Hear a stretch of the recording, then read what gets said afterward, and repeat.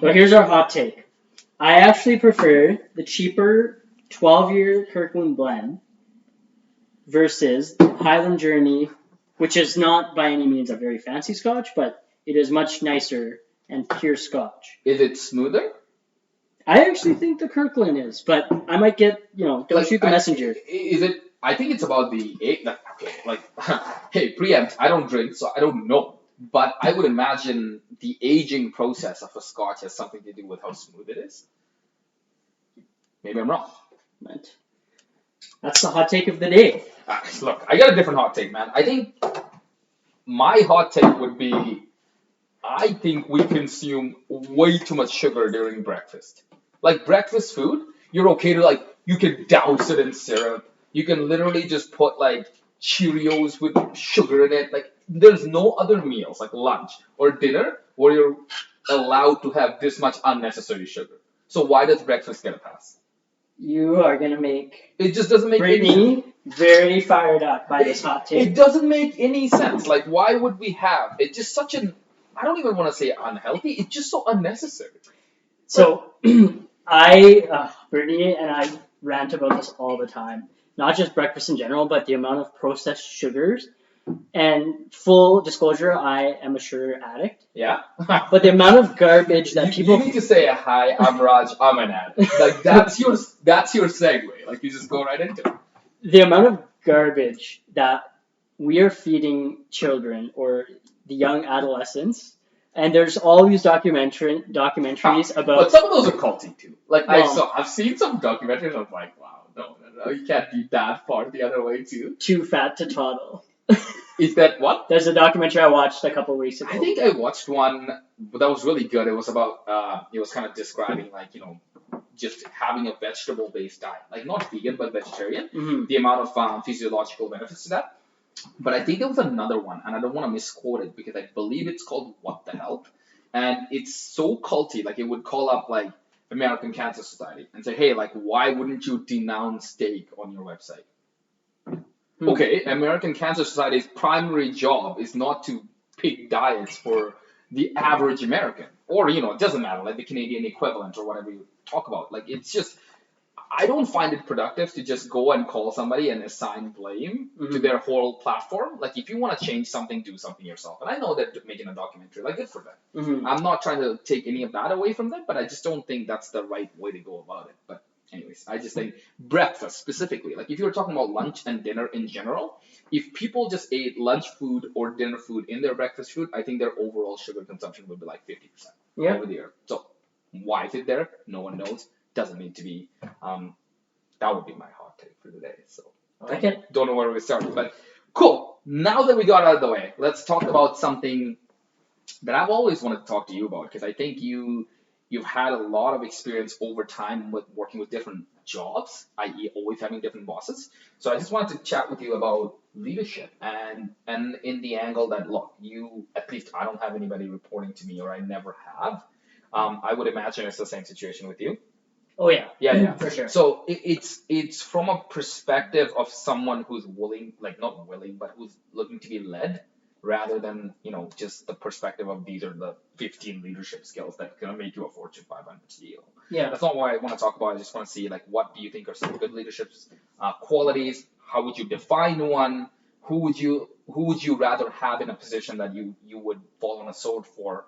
And why would you do that? What defines them? So what are your thoughts? Yeah, so I've had a whole gambit of different jobs, both professional and some other jobs as when I was younger, prior to university. And over that time, I've kind of collected different categories of what I believe is a strong leader and what, if I'm ever in the position as a leader, what kind do you want to emulate, kind of? What kind of traits do I want to exemplify for my team? And I've had different mentors as well in university currently. So some of the practices I try to live by, and there's no really clear-cut leader. You see the cliche, different memes where there's the boss, with this big fat stomach and all this money and telling people what to do, and then you see the boss in the trenches with just about anybody else, right? Now I don't think it's that clear cut. Of course, you want a leader that's in there with the trenches with you and understanding what you're working on, but you don't want a micromanager. Right. And you also want them to be outside of those trenches so they can be building the strategies. And I'm talking metaphorically. Yeah, of course, yeah. But if you've got a leader I've seen that's in the nitty-gritty technical work or whatever project that you're working on, sometimes they're not looking out for the best interests of maybe some future projects or pitching the team to different groups because we want to all be recognized. And I think a strong leader has to be able to balance between getting involved with the day-to-day, but also being unattached from that. So there's no emotional attachment to specific projects and they can think more objectively rather than subjectively. And like long-term kind of thinking too. It's funny that the more I think about like, leadership and who makes a good leader, for lack of a better word, I always kind of almost narrowed it down to one quality that I think every leader needs to have, and regardless of the rank that they're in this company, like a CEO or anyone in the C-suite or directors or managers, whatever you are kind of by default leaders, but I found just as many leaders in the bottom ranks where it's just my colleague who has no title, who has no actual, how do I put this, like, anybody, any gusto in terms of this is why I have this reputation or credibility. They're just almost sacrificing their time, effort, and energy to sort of coach and mentor other people at work. So those people sort of look up to these guys or gals that are around the room and recognize them as leaders. So I think one of the qualities that they always need to have is some kind of courage. Like if you, and this almost comes back from, kind of sounds primitive, but let's say 2,000 years ago, or even maybe longer, let's say you and I were in a tribe of 50 people or 100 people, whatever it might be. So you want to set a leader that's for that tribe, who's going to probably get the first cut of the kill, who's going to get all these extra benefits, and it's for being a leader. But if there's a snake that's coming your way, or there's a saber-toothed tiger or something, buddy better step up, or because that's what you want. Like you want them to go ahead and get the finer cut of the meat. You want to make sure when your leader asks you for a project or an assignment, you drop whatever you're doing, you set them up for success, because that's how everybody's going to be successful, the whole team. But at the same time, if when there's like a layoff or if there is a difficult situation that's coming your way at work, you want that's the first person to stand up and say no, or push that back, or fight back for you guys. Because that's the kind of person that breeds loyalty. Like you were like, okay, you know what? You got my back, I'll take care of yours. Like and that's what I recognize to be a good leadership quality. So I really like that you mentioned courage, and you mentioned that they need to be there to back their team up. So that makes me think of when I worked for an EPC company. I was 18 years old. It was my first professional job. And the owner of this EPC was an amazing guy. And this was probably only a couple weeks in, and I was working with a project manager, and there was a big screw up from our firm. I don't exactly remember the specific details, and I was very new to that type of work. Yeah. But there was some sort of technical mess up that was going to set the project back. And it all fell on this one individual project manager. And so I remember bringing in the client. This was working for a big oil company. And so the client came in, it was some director and a couple other HR and external relations individuals. And we were sitting. Situation, hey, yeah. Yeah, and I remember sitting. I was just a fly on the wall. I was taking meeting minutes. Of course. What an 18-year-old does. And I remember the owner of this EPC company saying, I'll never forget this. It was one of my very first distinct memories as working as a professional. And in my mind, I was, young, thinking, like this person's going to get thrown on the bus. This person's going to get fired. Yeah, of course. That's how our life has been before that. Right? And this manager. This owner of the EPC company told the big oil corp, "This is my fault." And stood up and said, "This is my problem." He said, "This problem that happened was because of me." And yet we had the whole team there. The EPC was only probably 10, 15 people. And I remember thinking, "Wow, that is an amazing leader. That he took the fall for something totally out of his control." And from that day, I understood the level of loyalty that was built. That breeds within that team. Think about that. Because it was all about making failures into learnings and eventually into success, and that's what he always preached. So there was no benefit from him pointing the blame to a specific individual. You know what the crazy part about being a leader is? I think it's kind of a thankless job. Like Mm. whenever your team does well, the credit is everybody else's. Yes. Whenever there's a problem, the blame is 100% yours. Like you gotta be comfortable with making that personal sacrifice to the point that you're not gonna, or others might say it, but you never get to plug yourself and get that glory or fame. Mm-hmm. But whatever there's an actual issue, you have to step up to the plate and say, okay, this my bad. Like let me figure this out. But there's a couple things that you mentioned, and there's a few little tidbits I want to share with everybody.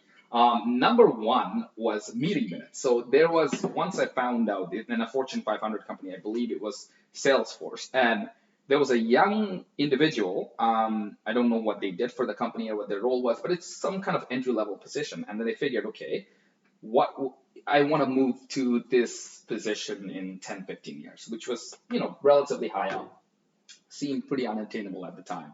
So their entire strategy was they would go and find all these high level meetings like C-suite, or when they're dealing with like external big customers, because Salesforce is like a business to business kind of platform, right?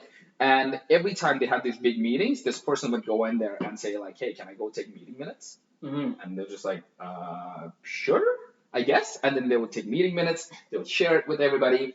And the first 10, 15 times, they were obviously not even invited into that meeting. They would literally open up the door and say, like, sit down and just be a fly on the wall. And then when people are like, why are you here? Like, oh, I'm just taking meeting minutes. Soon enough, after 10 or 12 meetings, they started getting invited into those bigger level meetings where they had no business being. And these are like really big organizations, like with a ton of people. Like it's not like, the EPC that you had where it's just like it's more accessible. Like it's not as vertical in terms of its structure.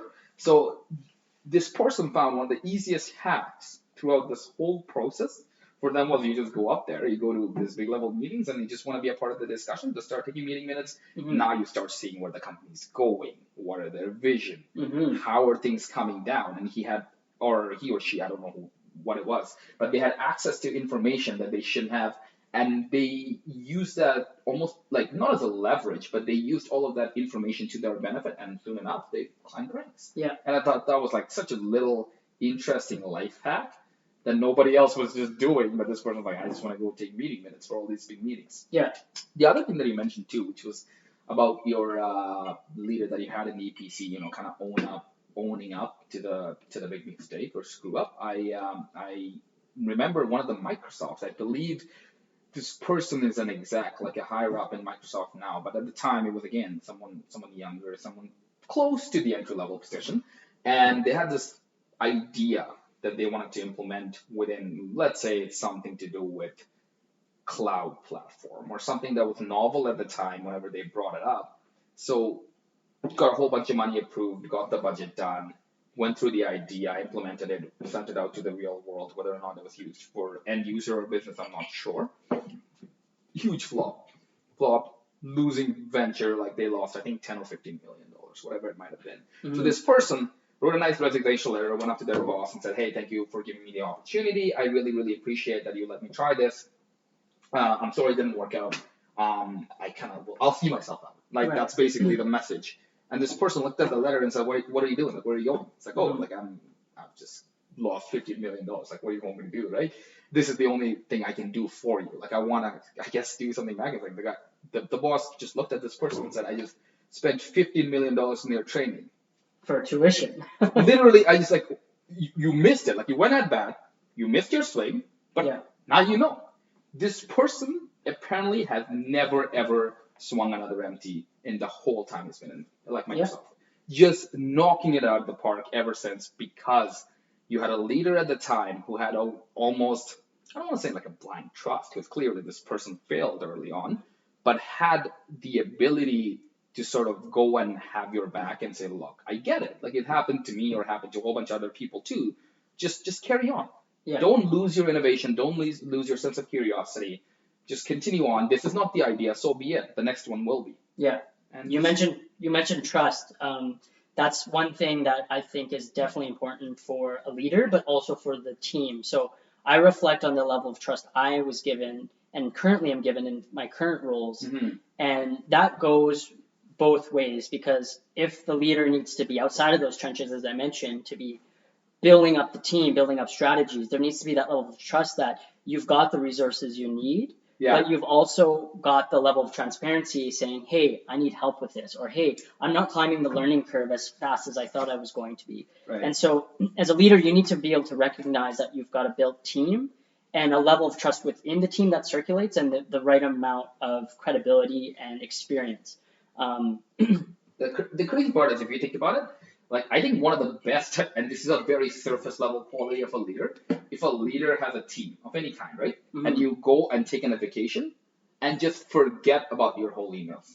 I don't want to know what's happening with my team, because I have full on confidence they'll figure it out. You make my head explode. Like, you know what the crazy part is? Just reading I the think email. there's so many people that will go in there and they'll check that email or check that IM and see, oh, what's going on? Like, call me if there's a fire. Mhm. If I was a leader, I would say, if there's a fire, put it out. Don't tell me. I Right. don't want to come back to a burned house. I just want you to solve the problem, figure it out. I've hopefully given you enough tools or training, Mhm. or given a good enough team that trusts each other, and then figure this out, rather than, if I'm a person who's unable to take a week off because I'm so concerned that the Mhm. team won't survive without me, I've built a bad team. Yep. That is the way I see it. So I think, there's obviously a lot of work that goes towards building a team, and it's weird because, think in the sales perspective. So let's say if you're in a car dealership, you're the best salesperson on the floor. You're probably going to get promoted to be a manager, right? But what happens psychologically that I think a lot of leaders need to recognize is, you're no longer supposed to be the best salesperson. You're in charge of the people that are selling the cars for you. We know you can do their job faster, better, stronger, whatever it might Right. be, but the perspective is for you to let them do their job and give them the tools and help for them to do it successfully. Maybe teach them your tricks. To What did you grow. learn? Grow the whole team, right? And it's not the competition between, like, you and the top salesperson at the time. And no one, a lot of times, or a lot of organizations miss giving people training to sort of support, rather than, because they have the skill to do the job, but they don't have the skill to support someone who does the job. And Yeah. that's I think, a gap that I've recognized in just across the industry. Yeah. And I think a lot of leaders I really aspire to be like or look up to throughout Mhm. my years and different supervisors throughout, I really love the ones that are totally invested in their team in terms of their development. Because I've had the experience where there's some really strong, capable individuals, like you mentioned, this manager, sorry, salesperson that moves on to be the manager. Right. Maybe that current manager doesn't want to give that up because Right. they've got Wasif is selling 10 cars a month and the next best person is selling 5. Why would I bring them up? Yeah. So I really appreciate the leaders I've had, and I've had both. I've had both that hold on to The dear their life. nest Yeah. because they don't want to let those people grow and develop because it's They're a little beneficial. bit threatened too, and also it's not beneficial to the company's bottom line. Yeah. Yeah. And so the leaders I really aspire to be like are, hey, let's build a development plan for you. Let's see what your keen interests are and how we can get you to grow. How, of course, you're here to provide as much expertise and value to my team right now. Mhm. So don't lose sight of that. But let's not also lose sight of what your goals are because maybe this isn't exactly what you're interested in, but you're here and I expect you to do 110% for me, Right. but I will do 110% for you to make sure that you're super interested in going somewhere that's totally unconventional. How can we get you there? And the leaders that have those types of insights and connections are typically the ones that move faster to where they want to go. And they recognize, they've got the empathy that, hey, I was once in this position's shoes. This person's shoes. Yeah. And I was really interested in doing X or Y. And I didn't have that opportunity. But now that I'm in that spot, I'm going to give this young person an opportunity to do that. Right. And yeah, so to me, some of the leaders that I've had that have been, hey Raj, like I know this is kind of an area you're interested in. How can we build you up to get there? Can I Or like connect even you? expose you to that opportunity, because Yeah. a lot of times, like, let's say if you are working for this person, the person has access or knowledge of opportunities that might be pertinent to you that you wouldn't know about. Yeah. So it's about that person or leader to sort of connect you and see if you're interested, and then, like, yeah, they can go the extra mile even and put in a recommendation or whatever it might Mhm. be, but that's not required. It's just to be comfortable that, someone from their team is maybe moving on to a better opportunity or a better fit, and not to bear an ill will against that person, but just to be like taking the high road and say like, wow, like I helped, XYZ individual get to their positions that they're interested in. Yeah. What an incredibly rewarding thing to do. And I liken it to almost like parenting. Like, it's very, again, it's kind of thankless. Like, you're never going to have your kid that's going to say like, hey, like, or I shouldn't say that. Usually later on in the life, like the kids are really going to realize, wow, like my parents really set me up. Like, what an incredible job they did. But at the time, you have that rebellious teenage phase. Definitely. You have like, literally when you're young, you can't even take care of yourself. It's a lot of time, effort, and energy that they have to put in, right? And at the end of the day, like, your money is your money, your success is your success. Your parents are just sharing in the sense that they're happy that you're happy, right? Yeah. So that could be a potential framework that a leader can adopt, saying, just pretend like I'm like a coach of this team, or it's I'm a parent with all these kids, and I want to share in their success in the sense that I just want them to find their own way, and if they're happy, I'm happy. There's no like direct connection that I want to build, that, oh, I need this person to do this job, and if they move on to a different role, who's gonna do this job? Like that seems like a very short-sighted way of looking at it. Yeah. Yeah. So I think other than that, but do you have any horror stories where you've just gone like, oh wow, I think this is kind of like, it's not even, in your career. I'm just thinking of, do you know of any horror stories where it's just like, this is definitely the person I don't want as my leader? Definitely. And I have a lot of my own stories, and I think probably a lot of people, as they get into the workforce, have good and not so good leaders. Definitely. So one time, I can't remember how old I was probably 20, one of my first co-op positions. I had kind of a technical mentor, but he was kind of a pseudo leader as well for me. Sure. I was more so reporting my projects to this individual, opposed to my actual leader. And this individual had the mindset that anybody working for projects for this person should already understand things. And it was a really big challenge for me because I always felt ill prepared anytime I was presenting any of my research. Or even afraid to ask questions. Exactly. No trust, right? I was using other resources outside of this individual to get answers where I was afraid to ask my actual technical mentor, because they had the mentality that, kids coming out of school days don't know anything, and if you don't grow up on a farm, you can't be a good engineer. Wow. The amount of times I've seen that perspective, crazy. Crazy. And so I think it's important for leaders to have the humility that recognize that everybody has to start somewhere. You're born not knowing how to walk or crawl, and you're not going to be born to become a professional subject matter expert in any field, right. Sales, engineering, law, etc., without getting your hands dirty and learning. Right. So I think that was my horror story, because I was always afraid to ask why, always afraid to present. Just even say, put your hands up, like, I don't really know how to do this. Can someone show me? Yeah. And it's almost like a sign of weakness that you're translating out there, but the real weakness is to pretend that you know and then to go into a situation they're hopelessly unqualified to handle, right? And I think there's a flip side to that I also want to discuss, which is, have you ever had somebody that had no real ranks or no real title or no real leadership position, but had emulated all the qualities of a good leader, that you really was like, wow, what an incredible person, like, thank you for sharing your time. Like, I know, very quickly, like, I know somebody, in an organization that I've worked for before, and one day we were just chatting, and then their entire pitch was, I think over the years, they had been there like a couple decades, and they were trying to tell me like the whole job that they had was almost like a part-time therapist. They would always listen to the other people in that team venting to them. That was what they did. And just doing that service alone probably, avoided so many people prematurely quitting that position, who then ended up becoming like taking on a lot more responsibilities, going on to much bigger roles.